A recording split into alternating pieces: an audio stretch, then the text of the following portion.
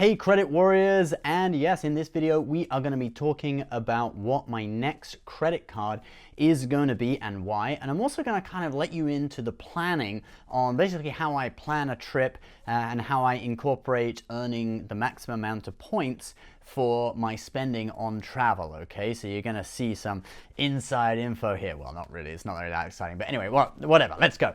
So if you don't know, the last credit card I applied for was the American Express Gold card when it was re-released in October 2018. Okay, I applied for it on the day it came out. It's very exciting. October 4th, I remember it well. I got the rose gold version, very, very cool.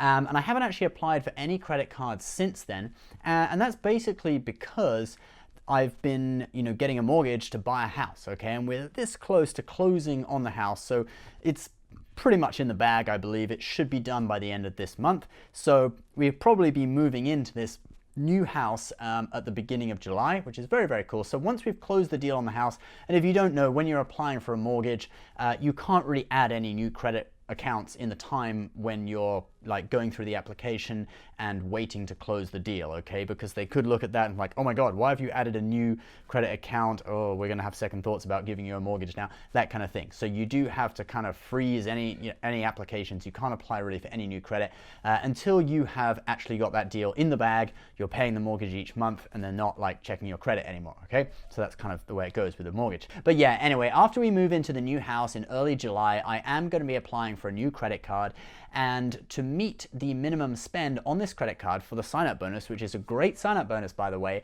I'm going to be doing the spending to book the company ski trip, which we're going to be doing, okay? Our company, Generations Media, we're going to be doing a company ski trip probably in January 2020. I do need to book it months in advance, and I'm going to be using that spending to meet the minimum spend. So as I said, company ski trip, you're probably guessing that this is indeed a business credit card. You would be right. And I think, guys, I'm just going to come out and say it. I won't leave you in any more suspense. So the next credit card I'm going to be applying for is the Chase Inc. Preferred. Now, I did actually receive this in the mail, so I have been targeted for this card, although that sign-up bonus is actually public anyway, even if I hadn't been targeted for it. That address, by the way, is not my address, so it's it's a company address, public anyway, so don't even think about it. But yeah, so I have been targeted for this card, and so it's the logical next step. Let's go through some of the details of the Chase Inc. Preferred, all right? So it's what I call a Tier 3 card. It has a $95 annual fee, puts it in kind of the same range as a Sapphire Preferred. Not, it doesn't give like lounge access or anything like that like you get with the Sapphire Reserve. But I don't need that because I've got all that from the CSR. Mrs. Credit Shifter has the Amex Platinum, so we don't really need any more premium cards. We go for now the Tier 3, which is the sort of one that you would have a lot of. I generally advocate just one premium card per person, unless you do a ridiculous amount of travel. In that case, you may benefit from having more. And it has a 3 points per dollar bonus category, which is 3 points per dollar on $150,000 in combined purchases in travel, shipping, internet and phone bills, and also advertising with social media sites. So this is perfect for us because we do quite a bit of travel and we also do a lot of shipping. We ship wallets, okay? Did you know we sell wallets? Link in the description. Anyway, so you can already see where I'm going with this, right? Obviously, could I said we're going to be booking this company ski trip. We can use that spending to not only trigger the sign-up bonus for this card, which is 80,000 points, but we'll also earn bonus points from that because it is in that 3x category of travel, okay? And we'll also earn 3x points per dollar from our shipping purchases each month. Now, the points are worth 1.25 cents a piece, just like the Sapphire Preferred if you redeem through the portal. You can also transfer them over to the Sapphire Reserve, and then they become more valuable. They become worth 1.5 cents a piece. And you also have all the same transfer partners as you'd have on the CSR on the Inc. Preferred, okay? It also gives you $600 worth of cell phone protection if you pay your cell phone bill with it. Obviously, that should be a business cell phone. And you also got trip cancellation insurance, you got collision damage waiver, etc. for when you're on business trips. It technically should be a business trip, because it is actually a business credit card. Now, let's actually look at what we're doing to plan this trip. So me and my business partner, Alan, we love skiing. Actually, he snowboards, I ski. But yeah, we love it. We have been together quite a lot of times. and we decided, hey, why don't we make this into a business, a business expense by doing company ski trips, all right? Because my family don't do it, so it's not a family trip. And so we decided, let's introduce it to our employees. So we have our one full-time employee, Julia, and also our additional partner that we have a joint venture with, Ben. We took them on a ski trip to a place here in New Jersey just for one day earlier in this year. And we also make videos. Obviously, whenever we do a trip like that, we'll normally make videos for one of our YouTube channels. So we decided to do it. Why don't we just do this as a big trip each year? And it's a company team building trip, and obviously we'll film a load of videos there, so you're going to see videos next year on this trip as well. So we're thinking of going to Alpe d'Huez, which is in France. If you're into skiing, listen carefully to this next bit, otherwise you might just want to skip forward 30 seconds. But anyway, it's in the Alps in France. I'll put some video on screen of it now, and it has basically the longest black run in Europe, 16 kilometers. That's like 10 miles or something of continuous black slope. Black is obviously the hardest, a little bit different rating system than in the US. We have green, blue, red, and black instead of like black and double black, but whatever, black is the hardest. It has 2,000 meters of vertical drop, okay, so that's double pretty much the distance from the top of the mountain to the village that you would get anywhere in North America, okay. I think the highest is like Jackson Hole with like 1,200, but this is 2,000 meters, so you can ski for like half an hour without getting on a lift. It's pretty amazing. I went there about 20 years ago in 2002.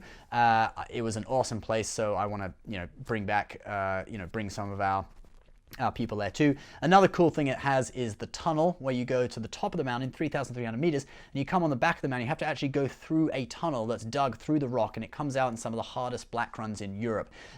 Insane. I've skied it once before. Absolutely incredible. Can't wait to ski it again. Anyway, so let's look at booking this trip. Now, the budget is $10,000. That sounds like a lot, but actually, we're going to be taking 5 people, so it's not actually that much. And so basically, with this, we're going to be staying probably in an Airbnb.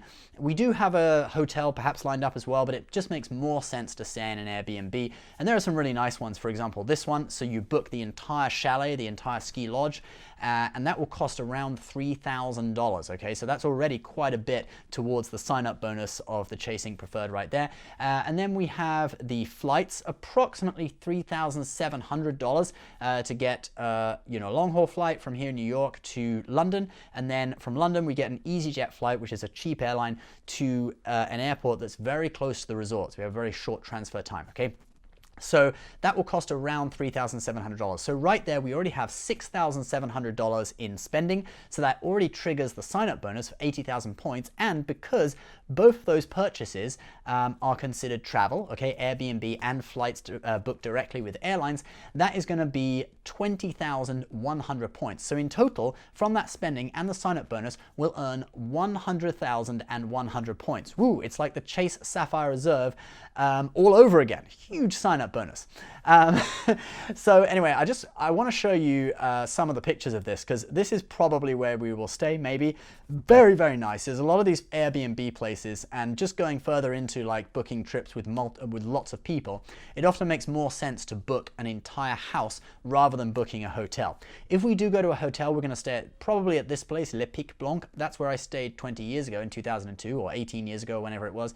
And that is absolutely beautiful hotel. The food is amazing. The rooms are really nice. They got the pool and jacuzzi, and oh, it's absolutely beautiful. But like we said, we'll probably go the ski chalet or booking an entire lodge route.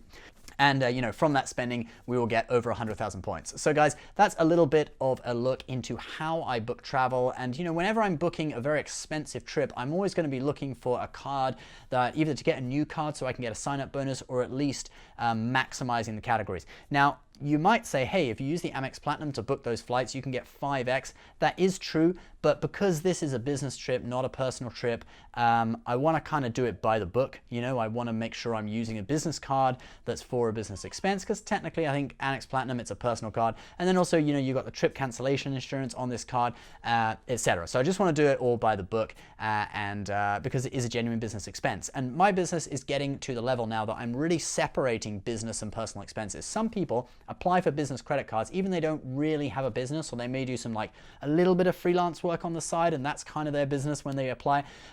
But actually, I'm at the stage where we do have a company set up, so the card this card will be for our company, and it is very, very separate from our personal expenses. Okay, so that's kind of the level we're getting to now. Very, very cool, very exciting. As I said, this will be my first business card.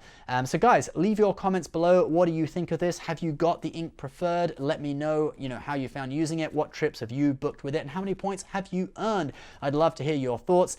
We will, of course, put a link to the Ink Preferred and also to some of the best business credit cards in the description of this video for you guys to check out. Is of course, an affiliate link. So if you want to see the advertiser disclosure, that's at the bottom of the description section of this video. Thanks for watching. Please subscribe if you're new. We'll see you next time. Bye-bye.